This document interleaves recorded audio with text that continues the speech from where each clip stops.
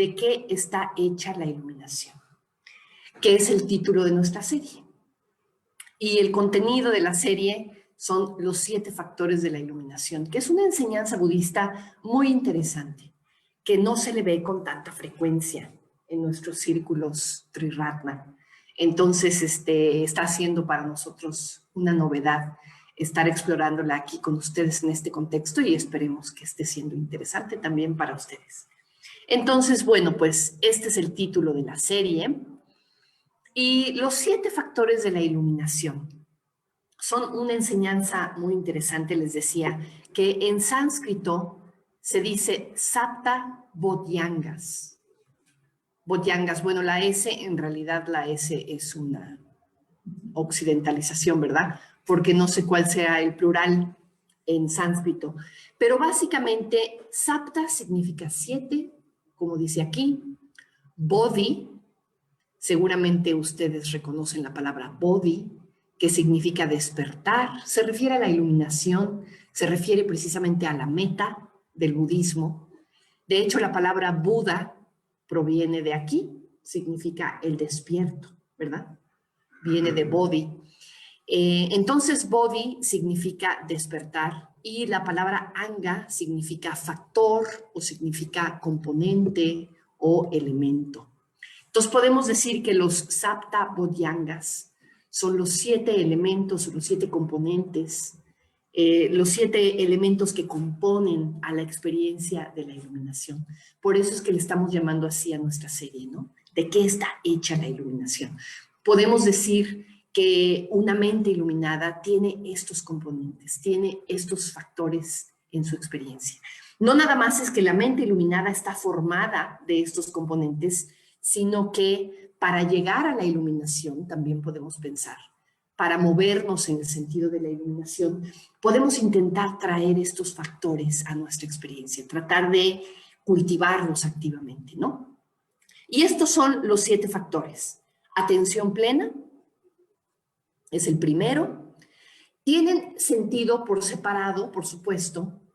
Tienen sentido también como una serie creciente que va elevándonos hacia la iluminación. Y tienen sentido vistos como un todo, como una especie de compuesto, ¿no? Como una especie de mezcla. Entonces yo creo que es importante tomar conciencia de los 7 factores de la iluminación desde esas 3 perspectivas. El día de hoy vamos a verlo aisladamente, uno de ellos, ¿verdad? Energía. Pero en la primera sesión que vimos sobre los 7 factores de la iluminación, vimos de alguna manera la lógica del conjunto, ¿verdad? La mezcla de los 7, cómo es que finalmente representan un proceso, ¿no?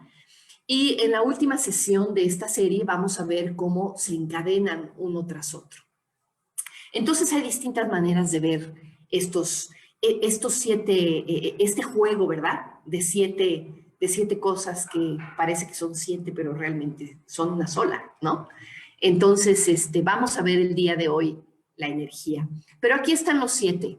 Atención plena, investigación de los estados mentales, energía, alegría, o también puede traducirse como gozo, tranquilidad, concentración y ecuanimidad. Ahí están los 7 factores. Una cosa muy importante es que si los vemos como un proceso a estos 7 factores, podemos entender cómo a partir de que se profundiza cada uno de ellos, va surgiendo el siguiente. Y probablemente lo pueden ver en su propia experiencia, por ejemplo, ahorita que nos sentamos a meditar todos juntos, ¿no? A partir de que estamos cultivando atención plena en nuestra meditación, conforme se profundiza la atención plena, se va abriendo una puerta, una posibilidad de investigar nuestra propia experiencia con mucho más detalle, con mucha más precisión, casi que con lupa, ¿verdad? Que se abre como un resultado de la atención plena que se profundiza.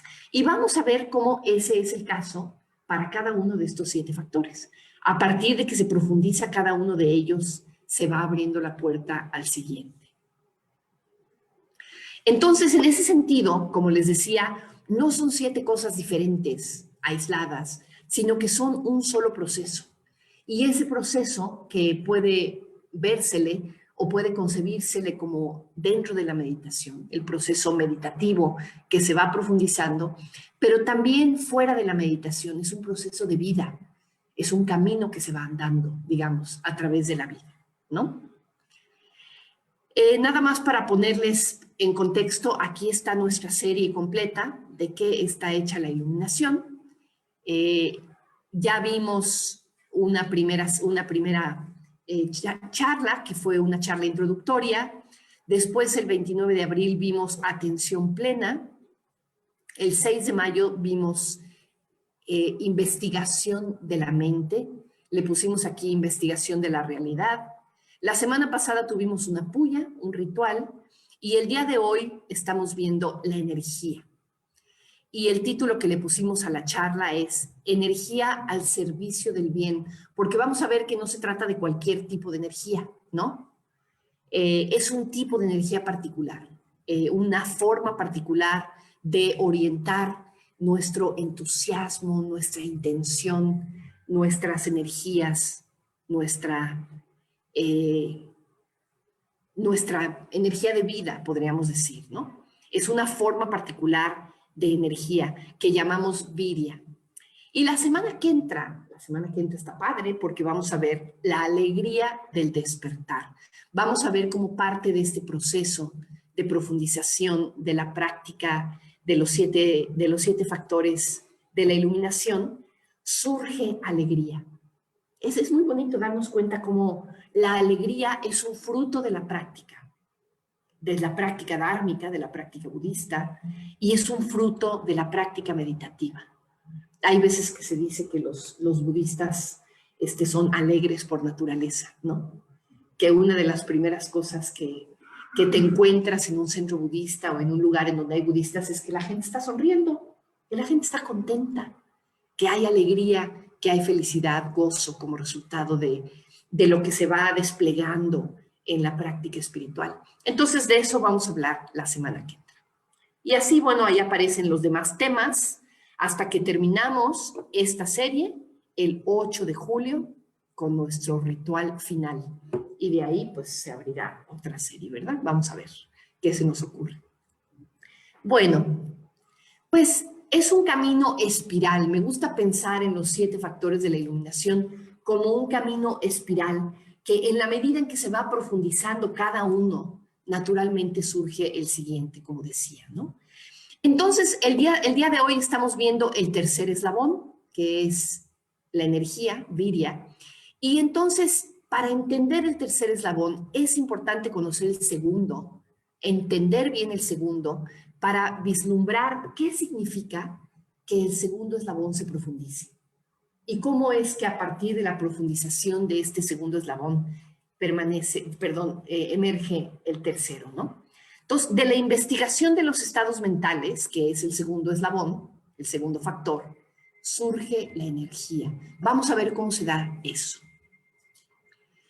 Entonces, vamos a retomar muy brevemente el primero de los bodhyangas, que es atención plena, que como ustedes saben, como recordarán, la atención plena, la palabra es en Pali, que traduce atención plena es sati. Muchas veces sati también se traduce en inglés como mindfulness, pero en realidad el significado literal de la palabra sati en Pali es simplemente recuerdo o memoria o recordar, ¿no?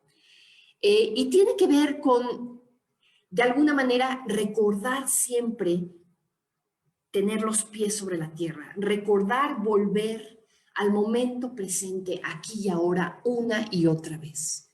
Una y otra vez recordar que estamos despiertos, que estamos aquí. Y de alguna manera toda la práctica budista parte de ahí. Toda la práctica, si nosotros ahorita estábamos hablando, ¿verdad?, de que el camino budista está hecho de estos 3 componentes, ética, meditación y sabiduría. El primer pasito en ese camino es atención plena. A partir de que estamos atentos, de que estamos despiertos, de que estamos tomando conciencia de nosotros mismos, de los efectos de nuestras acciones. Ahí está la reflexión sobre la ética, ¿no? Estamos tomando conciencia de nuestra experiencia en nuestro asiento de meditación. Ahí está la meditación. Y por supuesto que estamos tomando conciencia de la realidad de una manera cada vez más profunda, de todo lo que nos rodea, de la naturaleza, de cada fenómeno. Eso es la sabiduría. Entonces, todos los elementos de la práctica budista comienzan con ese primer pasito de la atención plena, y la atención plena continúa y se profundiza, incluso hasta el momento de la iluminación. La atención plena, entonces, es el camino a la iluminación, de alguna manera, ¿no? Entonces, es el punto de partida de la práctica. La mente que atiende plenamente es la mente que está consciente. Esa es la atención plena, esa es sati. Y podemos decir que es la capacidad humana de estar plenamente presentes, sabiendo, me gusta subrayar esa palabra, sabiendo dónde estamos, sabiendo qué está pasando, sabiendo qué estamos haciendo, ¿no? Ese saber de alguna manera, ese saber directo, ¿no? Que no está filtrado por los conceptos y el análisis y la cuestión discursiva, ¿no? Es ese saber directo. ¿Dónde estamos? ¿Qué está pasando? Esa es sati. Y eso es lo que estamos entrenando en la meditación, ¿verdad? Pero lo que podemos ver es que a medida que se profundiza sati, surge una nueva forma de mirar la propia experiencia, que es esto que llamamos la investigación, el discernimiento, ¿no?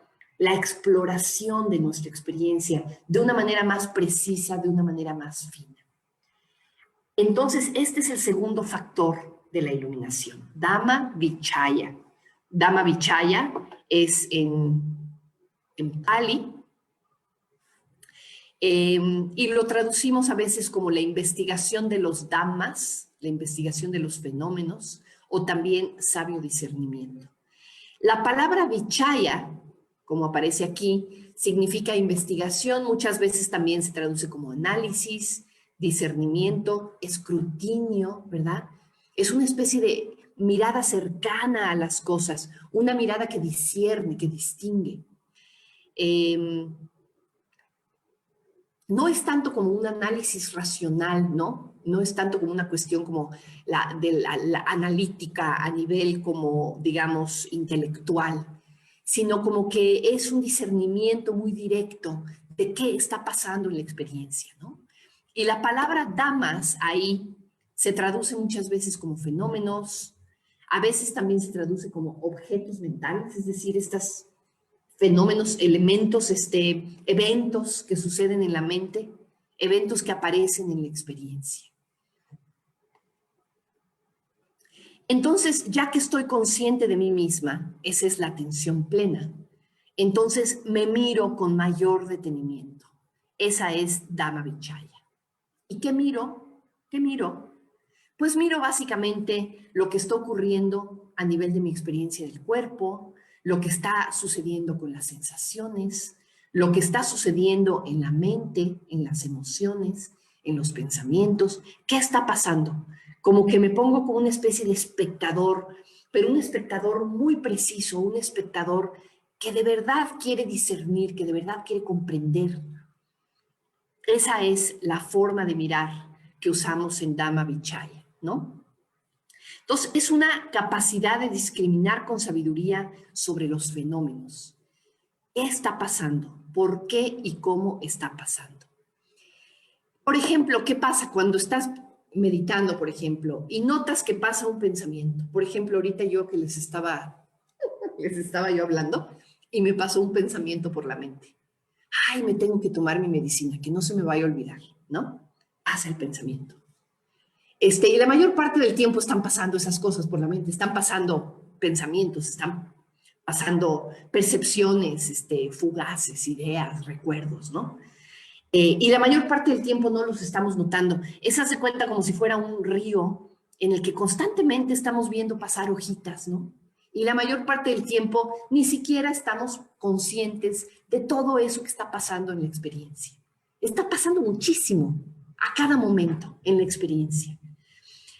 Ahora, aplicar Dhamma Vichaya implica que estás investigando, discerniendo, ¿se dice, Leti? Discerniendo o discerniendo, ¿verdad? Discernir, sí, discerniendo. ¿Qué está pasando? ¿Cuál es el contenido de ese pensamiento? ¿Cuáles son sus efectos en la experiencia? ¿Cuál es su intensidad? ¿Cuál es el eco que deja incluso? ¿No? En mi cuerpo, en mi mente, ¿no? ¿Qué está pasando con cada pensamiento que aparece por ahí, ¿no? Y esto es algo que podemos practicar en la meditación. Digo, la idea es que lo pudiéramos practicar en todo momento, ¿verdad? Pero practicarlo en todo momento, a veces el estímulo que estamos recibiendo en cada momento de nuestra vida, digamos, en vigilia, son estímulos muy diversos y muchos, ¿no? Es una multitud de estímulos los que estamos recibiendo. Lo que hacemos en meditación de alguna manera es que reducimos los estímulos. Te quedas quietecita, cierras tus ojitos, tratas de mantenerte atenta, ¿no? Estamos reduciendo los estímulos y eso permite que puedas empezar a practicar, hacer esto, ¿verdad? Practicar estar presente, practicar mirar con cuidado qué está pasando en la experiencia. En la medida en que lo practicamos en nuestra meditación, se nos vuelve más, digamos, como nuestra segunda naturaleza, ¿verdad? Se nos vuelve más algo que está a la mano, que podemos mirar y que podemos hacer con mayor frecuencia. Entonces, sobre todo, Dhamma Vichaya, ¿de qué se trata? ¿De qué es de lo que tengo que tener? ¿En qué tengo que poner atención? ¿De qué me tengo que fijar? Porque claro, si nos ponemos a fijarnos en todas estas hojitas que pasan por el río, pues es un mundo, ¿no? Pero no, vamos a escoger aquello que es más importante. Aquello que necesita más atención es aquello que puede tener un peso ético, por ejemplo, ¿no? ¿Qué criterios tenemos para este discernimiento en el que consiste Dhamma Vichaya? Pues el criterio de discernimiento ético que nos permite distinguir las acciones que son hábiles, que les llamamos kusala en sánscrito, es decir, aquellas acciones que son diestras, que son sanas, que conducen al despertar, que nos conducen a una mayor desarrollo, a una mayor comprensión, ¿no? A una mayor paz, a una mayor libertad. Distinguirlas de aquello que es acúsala, es aquello que es torpe, aquello que no es sano o que es perjudicial y que por lo tanto no nos conduce al despertar ni a la liberación, sino que nos conduce a seguir atados al sufrimiento. Entonces, ese es el criterio que tenemos que poder, esa dicotomía es la que tenemos que poder distinguir, ¿sí? Esto más o menos lo vimos la semana antepasada.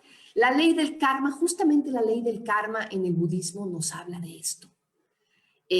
Nos habla de que las acciones tienen consecuencias. Las acciones sanas, las acciones hábiles, nos van a llevar a una mayor liberación, a una mayor sabiduría, mientras que las acciones torpes nos van a llevar a mayor sufrimiento y contrariedad.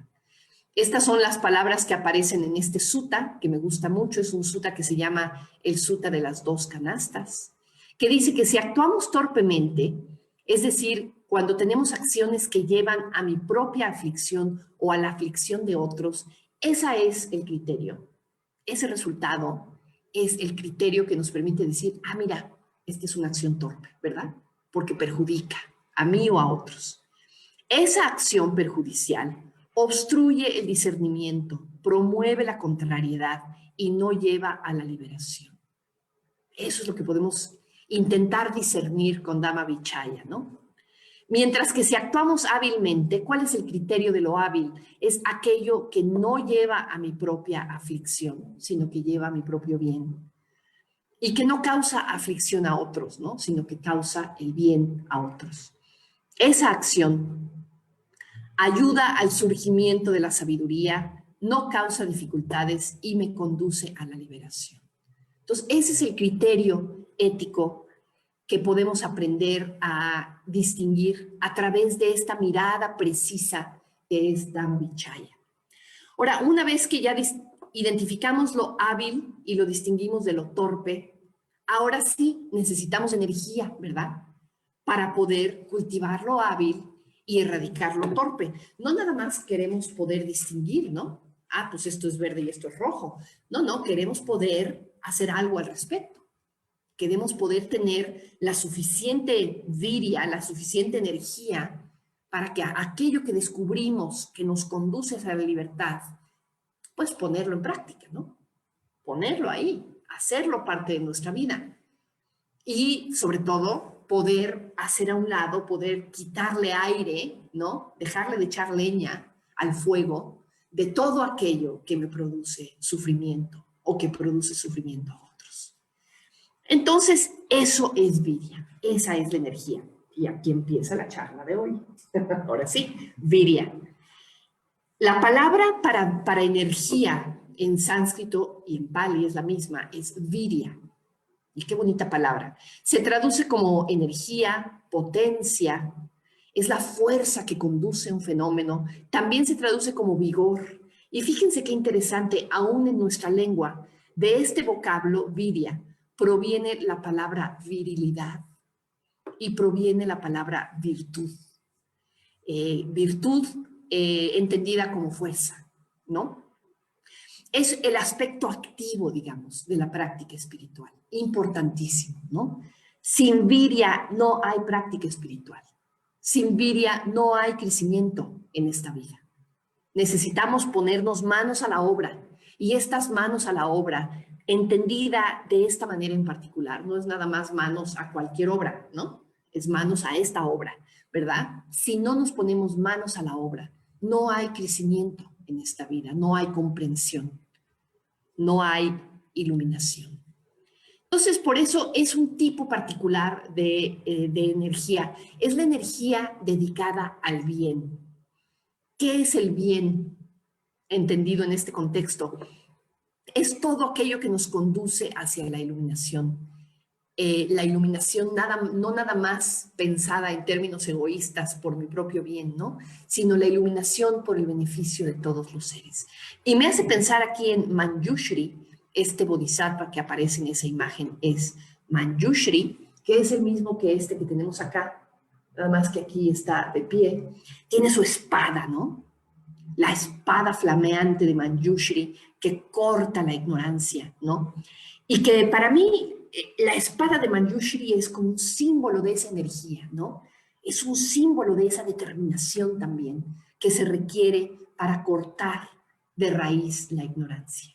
Entonces es esa energía que se requiere para la práctica. Y que a la vez, fíjense, Manjushri o Manjugosha, Manju significa suave. También hay algo de suavidad en esa energía de Manjushri. Y fíjense, no es cualquier tipo de energía, no es nada más la energía del hacer y hacer y hacer y hacer. ¿Se acuerdan de Mickey Mouse en la película de fantasía? Con esta obra de El aprendiz de brujo, en donde la escobita se pone simplemente a llevar agua y a llevar agua y a llevar agua y está muy ocupada, mucha energía se necesita para eso. Yo hay veces que me doy cuenta de cómo estoy, digamos, involucrada con mis actividades cotidianas, haciendo y haciendo y haciendo y haciendo. Y a veces me siento como la escobita de la película de fantasía, ¿no? En una especie de actividad un poquito frenética y que ciertamente no es una actividad muy productiva desde la perspectiva espiritual, ¿no?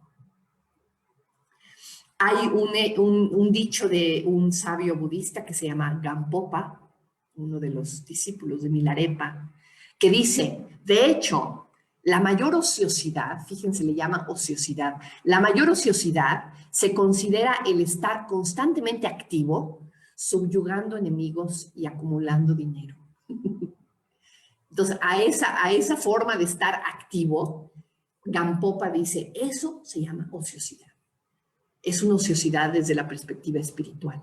Es una forma de estar tirando la energía, ¿no? Porque no repercute en un crecimiento espiritual. Entonces, aquí estamos hablando de viria, la energía que nos lleva hacia la iluminación. Y como les decía, viria tiene que ver con la posibilidad de que a partir de Dhamma Vichaya, a partir de este discernimiento sabio, de que te das cuenta qué es lo hábil y qué es lo torpe, entonces puedes utilizar esto que llamamos los 4 esfuerzos. Los 4 esfuerzos es una enseñanza bien importante en el budismo.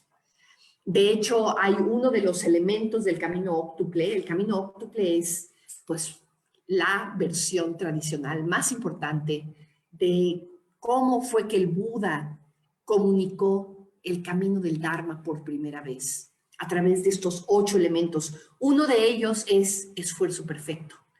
Y cuando se habla de esfuerzo perfecto, que es el 6º elemento del camino óctuple, se habla de estos 4 esfuerzos.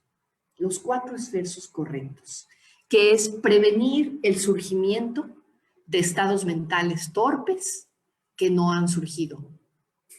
Erradicar los estados mentales torpes que ya surgieron. Cultivar estados mentales hábiles que no han surgido. Y mantener los estados mentales hábiles que ya surgieron. Entonces, me encanta esta fórmula. Primero, aquí tenemos los 4 elementos más importantes de esta formulita, ¿verdad? Prevenir, erradicar, cultivar y mantener. Pero además nos dice que tenemos que distinguir lo torpe de lo hábil, ¿verdad? Y nos dice también que tenemos que distinguir lo que no ha surgido de lo que ya surgió. Lo que no está presente en la experiencia, pero tiene el potencial de surgir, ¿verdad? De lo que ya está presente en la experiencia y que es importante distinguirlo. Ah, mira, ya está aquí. Ya está aquí el pensamiento torpe. Ya, a ver, ¿ahora qué le hago? ¿No? Entonces, me gusta mucho pensarlo en términos, por ejemplo, de lo que hacen los agricultores con sus cultivos, ¿no? Primero que nada, este es el que tiene que ver con prevenir. Aquí tenemos nuestro cultivo, nuestra mente, y prevenimos pues, que le caigan malas hierbas, que le caiga demasiada luz o demasiada agua o que le caigan plagas. Entonces, ahí estamos previniendo, ¿verdad? Ya que le cayó la plaga, ¿verdad? Aquí está la mala hierba, pues hay que erradicarla, ¿no? Ahí está erradicar. También cultivar. Cultivar cuando todavía no ha surgido algo, lo cultivas activamente, lo traes a la experiencia, haces que surja. Y por último, ya que surgió, pues lo mantienes, ¿verdad? Lo cultivas.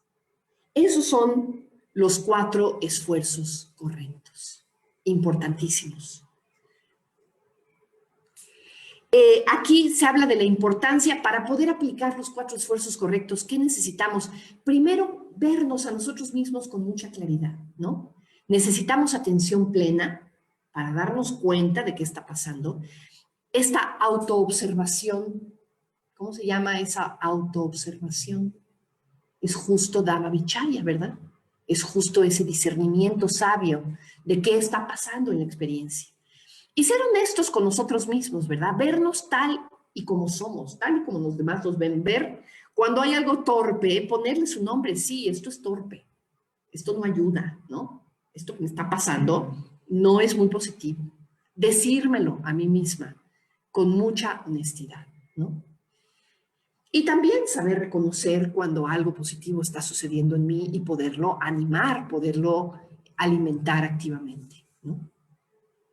Entonces vamos a ver, prevenir el surgimiento de estados mentales torpes que no han surgido. Entonces, ¿cómo hacemos eso? ¿Cómo prevenimos que surja en mí, por ejemplo, la avaricia o el odio o la confusión o la envidia, ¿no? El orgullo, todas esas emociones que claramente reconocemos que no nos llevan hacia un lugar luminoso, ¿verdad? Sino todo lo contrario. Pues una de las cosas que podemos reconocer es que muchas veces los estados mentales torpes surgen a través de los órganos de los sentidos. Surgen a través de la vista, a través del oído, a través del olfato, a través del tacto, ¿no? Entonces, el budismo nos recomienda vigilar las puertas de los sentidos, resguardar las puertas de los sentidos. Una vigilancia que está guiada, digamos, o dirigida por la atención plena. Cuidar, simplemente, por ejemplo, cuidar qué vemos en la televisión. Yo no me canso de a veces descubrir en mi propia experiencia el efecto negativo que tienen en mis estados mentales el que yo me ponga a ver, por ejemplo, películas violentas. Películas violentas o películas, bueno, incluso sencillamente lo notan en una película, cómo te afecta el estado mental, por ejemplo, que te puede poner ansioso o que te puede ponerte a desear o que puede ponerte a una expectativa, empieza a generarse en ti. O sea, las series de Netflix, ¿qué tal? Tienen una capacidad de afectar nuestros estados mentales increíble. La lectura también, por supuesto. Las conversaciones con otras personas, ¿no? Afectan nuestros estados mentales. Lo que comemos, lo que tocamos, lo que vemos. Entonces, simplemente si tú eres capaz de reconocer ese efecto que tiene todos esos elementos de la experiencia, que a veces nosotros nos alimentamos con ese tipo de estímulos, activamente, ¿no? Si simplemente tomamos conciencia del efecto que tienen sobre nuestros estados mentales y podemos decidir, no, mira, este tipo de programas no los voy a ver. Lo siento mucho, no puedo con esto, ¿no? Me genera estados mentales muy torpes, de miedo, de violencia, de odio. No quiero eso en mi vida, ¿no? Puedes tomar esa decisión. Esa es una manera de prevenir el surgimiento de estados mentales torpes, ¿no? A mí hay algunas cositas que como, bueno, muchas cosas que me producen adicción, pero por ejemplo, ay, la salsa botanera, ¿no? Nada más falta que le ponga yo salsa botanera a mis papitas, el chile, y me produce un estado de que no puedo parar, ¿no? Tremendo, ¿no? Bueno, pues eso ciertamente no me hace mucho bien la salsa botanera, ¿verdad? No es necesariamente un tema ético, pero sí es un tema que tiene que ver con el bienestar de mi cuerpo. Entonces, pues, una manera de lidiar con eso es prevenir el surgimiento de estados mentales torpes a través de cuidar las puertas de los sentidos. Entonces, ahí está el tema de prevenir. Erradicar. Erradicar estados mentales torpes que ya surgieron. Y primero que nada, aquí hay una herramienta tradicional que nos presenta la tradición budista muy útil, que es esto que llamamos los 5 obstáculos. Los 5 obstáculos es esta lista, ya ven que les decía yo desde el otro día. En el budismo hay muchas listas. Pues esta es una de las listas que más me gusta. La lista de los 5 obstáculos. Se habla de los 5 obstáculos cuando tomas alguna clase de meditación, por ejemplo, en el contexto de profundizar una práctica de meditación, es importante ver qué tipo de experiencias surgen en un momento dado que te alejan de estar presente con tu experiencia meditativa, ¿no? Y esto es lo que llamamos los 5 obstáculos. Se les llaman obstáculos precisamente porque te alejan, te obstaculizan de estar presente con lo que hay.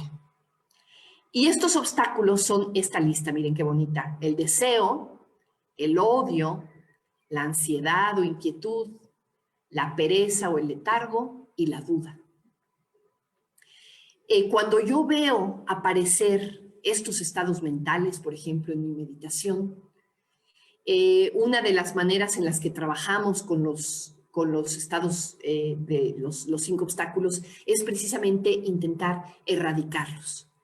Erradicarlos no necesariamente implica que ahora me voy a poner a regañarme y a tratarme mal porque ya surgió en mi estado mental ansiedad, ¿no? O ya surgió deseo.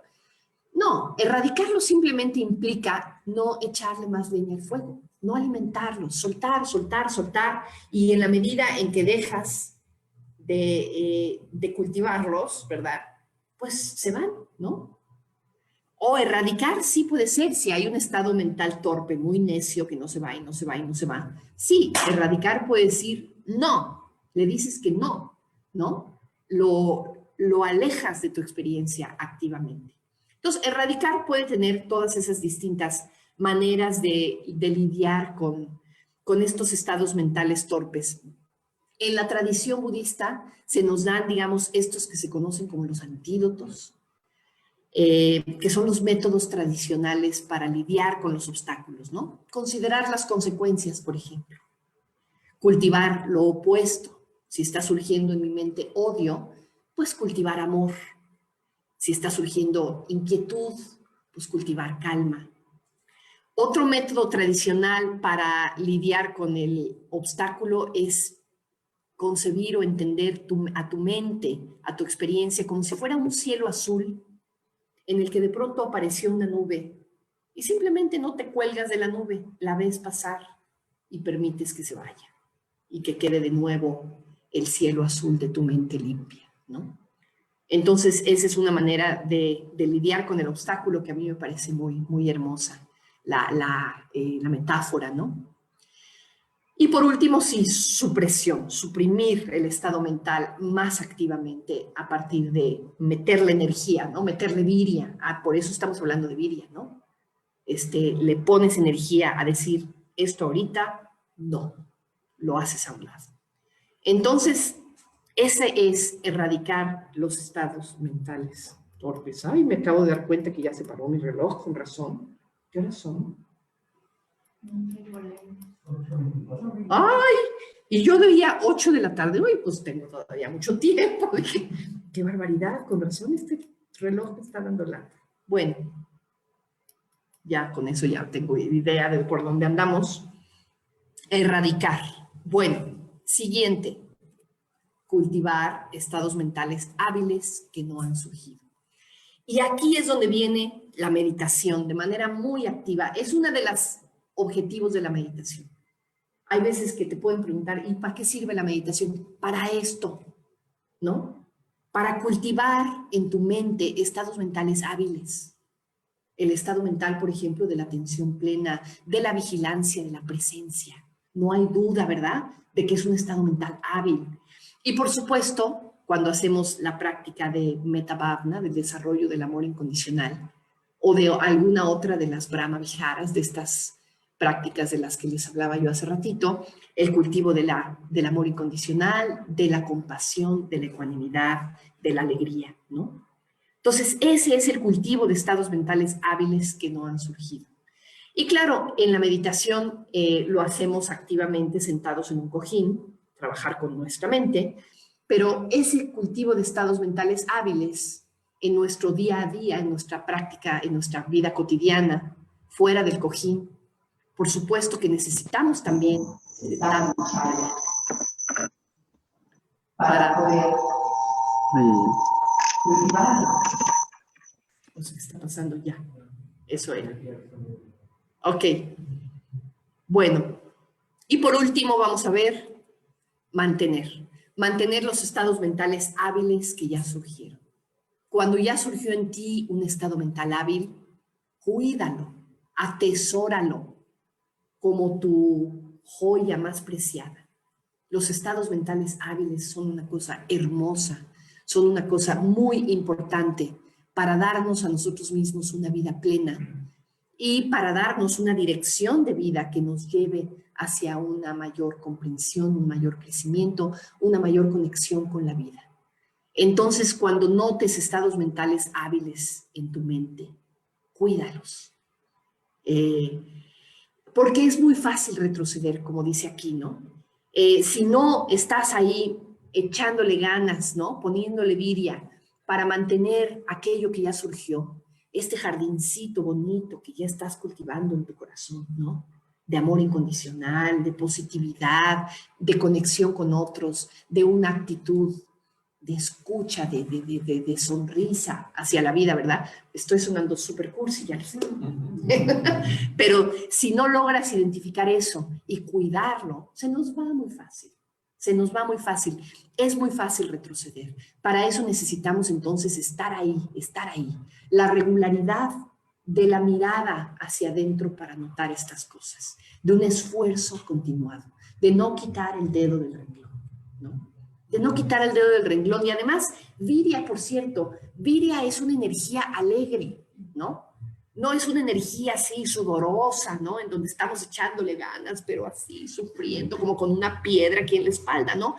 Virya es una energía alegre, es una energía, por eso se conecta con el siguiente bodhyanga, que es la alegría, ¿no? En la medida en que tú te vas dando cuenta que van floreciendo tus esfuerzos de cultivar, erradicar, mantener y prevenir, en esa medida te va dando gusto, te vas dando cuenta de los efectos que eso tiene en tu vida y eso no puede más que ser positivo. Entonces, Virya te conecta con la alegría. Es una energía gozosa. Hay que atesorar y cuidar lo valioso. Y bueno, pues ya para terminar, diría yo tengo algunas transparencias más, pero quiero decirles que Virya forma parte de otras listas. La lista de las 5 facultades espirituales, que por ahí la mencionamos hace unas semanas, también incluye Virya. Y la lista de las 6 perfecciones o las 6 paramitas, que se les llama las 6 prácticas del Bodhisattva. El Bodhisattva es justamente el practicante budista ideal que está dirigiéndose hacia buscar la iluminación por el beneficio de todos los seres, ¿no? Él es el Bodhisattva, él o ella es el Bodhisattva. Y, y está practicando las paramitas. Una de las paramitas es Virya. Y me gusta mucho esta enseñanza de las paramitas, de las perfecciones, así se les llama, las perfecciones, las perfecciones espirituales o las virtudes trascendentales. Virya es una de esas virtudes trascendentales. Y es crucial en la vida espiritual, se dice, porque todas las demás dependen de que haya energía. No podemos practicar la meditación si no hay energía. No podemos practicar la concentración si no hay energía. No podemos practicar la ética, ni la amistad espiritual, ni la subsistencia correcta, ¿no? Ni la atención plena, si no tenemos Virya.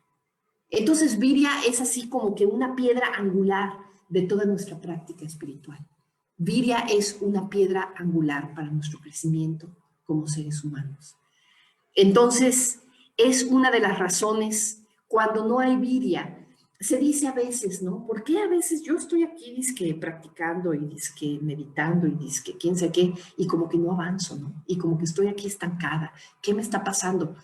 Pues cuando tú te sientas que estás estancada o estancado, checa tu Virya, porque probablemente lo que está pasando es que no hay suficiente Virya.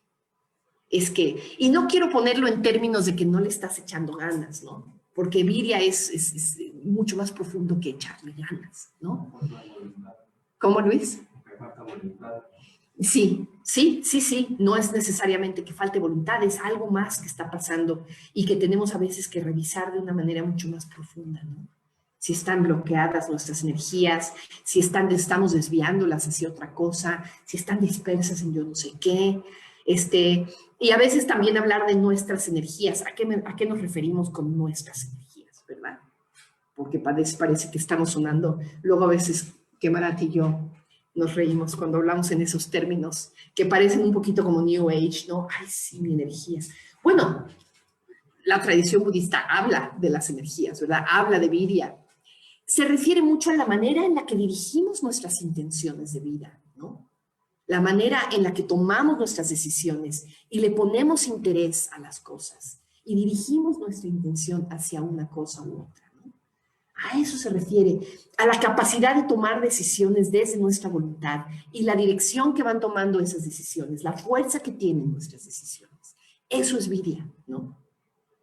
Entonces, es una virtud trascendental que tiene mucha profundidad y que ahorita la estamos tocando como uno de los bodhyangas, una de las experiencias, uno de los componentes de la mente iluminada, ni más ni menos. Se dice que el Buda tiene la cualidad de la sabiduría, tiene la cualidad de la compasión, pero tiene la cualidad también de la energía ilimitada. Un Buda no se cansa nunca, ¿no? Un Buda está ahí en el mundo haciendo el bien sin parar, no se cansa nunca. Esa es Virya. Esa es Virya en su versión, digamos, más elevada, ¿no? Y desde aquí, desde nuestro humilde asiento, ¿qué podemos hacer? Pues la tenemos con nosotros también. Tan es así que resonamos con ella, ¿no? Y tenemos la posibilidad de cultivarla activamente.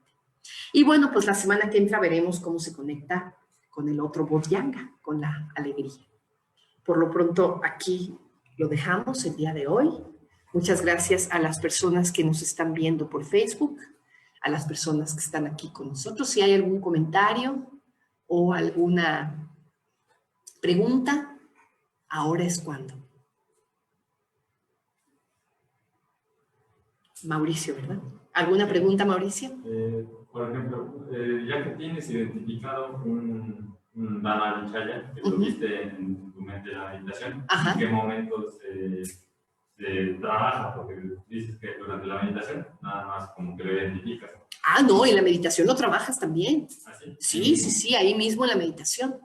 En la meditación te surge un pensamiento y te das cuenta, envidia, ¿qué haces con eso? Ya es un estado mental que ya surgió, es torpe, quítale fuego, quítale aire, ¿no? En el mismo momento en el que surge, ¿no? Y justamente en la experiencia meditativa, estos estados mentales que aparecen aquí, que son los 5 obstáculos, aparecen en la meditación, constantemente te los encuentras en la meditación. Yo no sé a ti, pero a mí me pasa mucho, por ejemplo, este segundo, que es el odio o la mala voluntad. Empiezo a rumiar algún berrinche en la meditación. Sí, le llamamos distracción, ¿verdad? Pero ¿cuál es el contenido de esa distracción? Estoy ahí dándole vueltas a que mira, que fulana ya me regañó y ya me dijo y ya me mandó un WhatsApp y en ese WhatsApp y ahora que la vea yo le voy a contestar y quién sabe qué. Es ese obstáculo del odio, ¿no? Y de la mala voluntad. Cuando tomo conciencia de eso en la meditación, ¡chum!, desengánchate de ahí. Activamente, suelta eso, ¿no? Entonces sí lo haces en meditación. Y no se requiere de un gran análisis racional, intelectual, discursivo para tomar ese tipo de decisión dentro de tu meditación. No tienes que analizar, a ver, ¿por qué estoy pensando eso? No, simplemente la notas, te das cuenta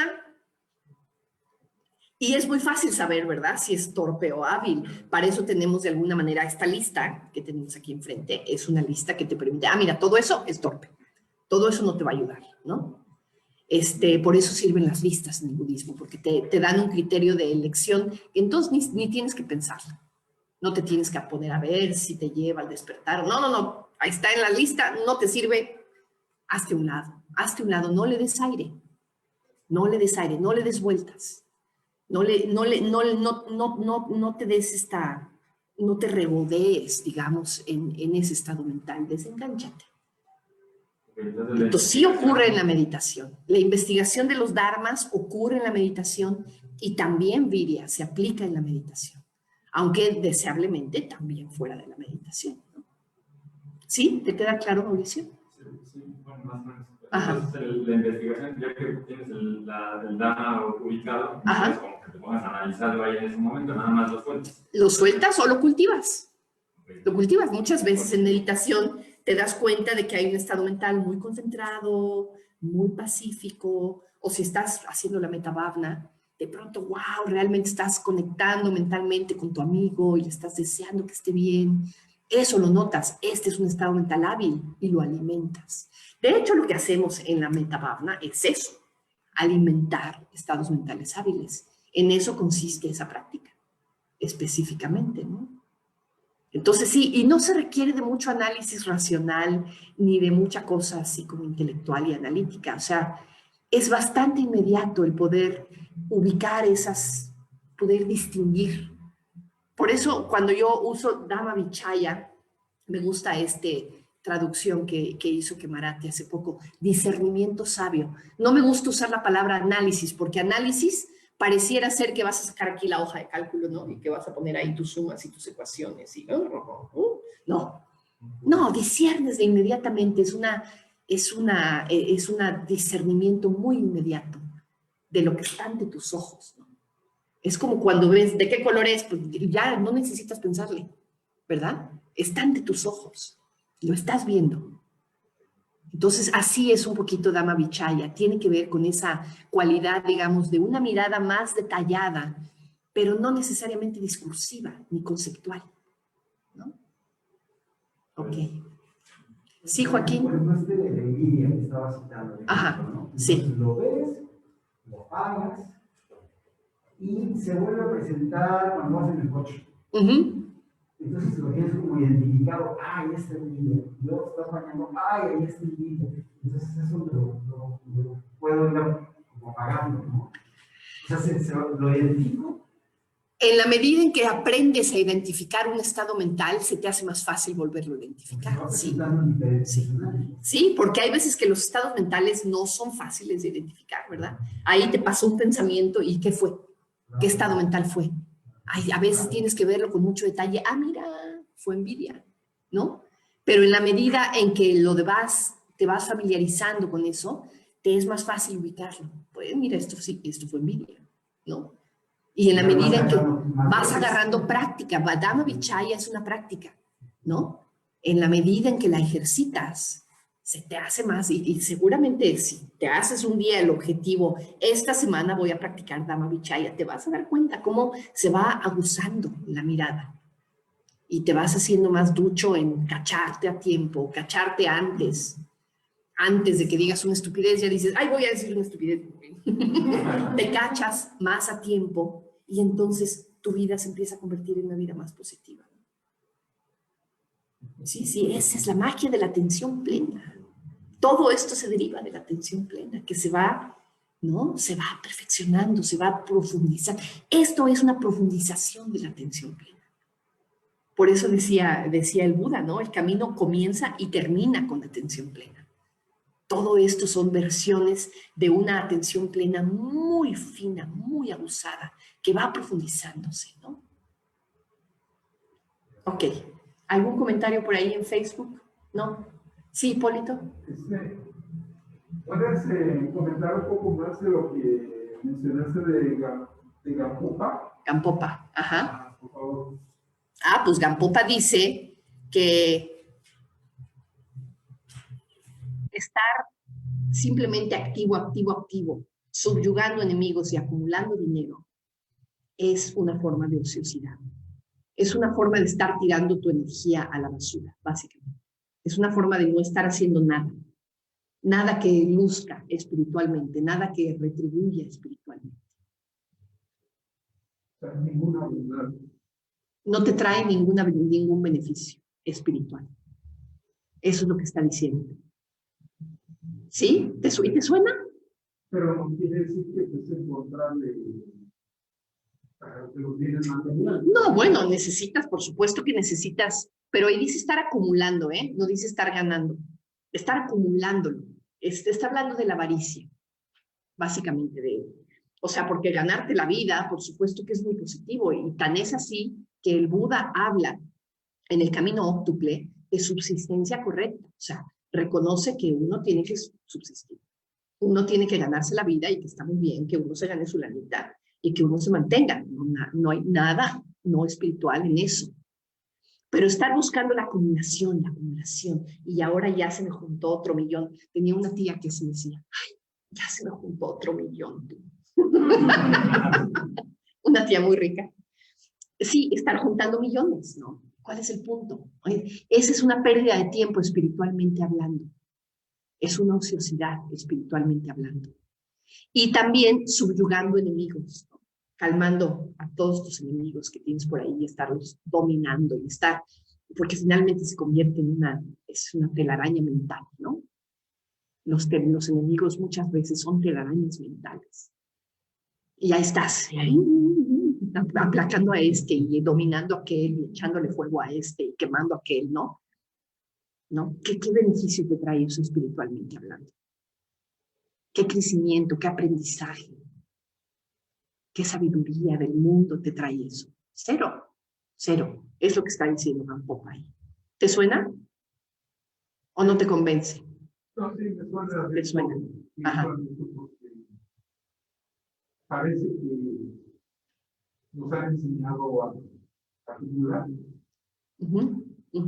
Sí. Y de repente, ¿y para qué quiero 3 carros? Y tengo 10. Ajá. Sí. Bueno, yo no tengo un carro, pero tengo 10. Sí. Sí, es una de la lógica del mundo consumista en el que vivimos, es precisamente la lógica de la acumulación, ¿no? Y por eso este planeta está como está. Por esa lógica del capitalismo desbocado que nos dominó, quién sabe cómo se nos metió por la puerta de atrás, y ahorita es tan difícil parar esa inercia, ¿verdad? Pero sí, al menos la podemos parar dentro de nuestro corazón y la podemos parar dentro de nuestras vidas, y de esa manera contribuimos al mundo, sin duda alguna. Pero aún así, perdón, puedes engañarte a ti mismo y estar subyugando a otros. No, es que necesitan mi ayuda y ya me generó otra opción. Sí, sí. Pero es una utilidad, no sé, en alguna parte. Claro, sí. Bueno, pues ahí vamos a dejarla, ya para cerrar la noche, que ya se nos pasó el tiempo ahora sí. Pues muchas gracias a todos por venir. Ahora sí va el aplauso, ¿verdad?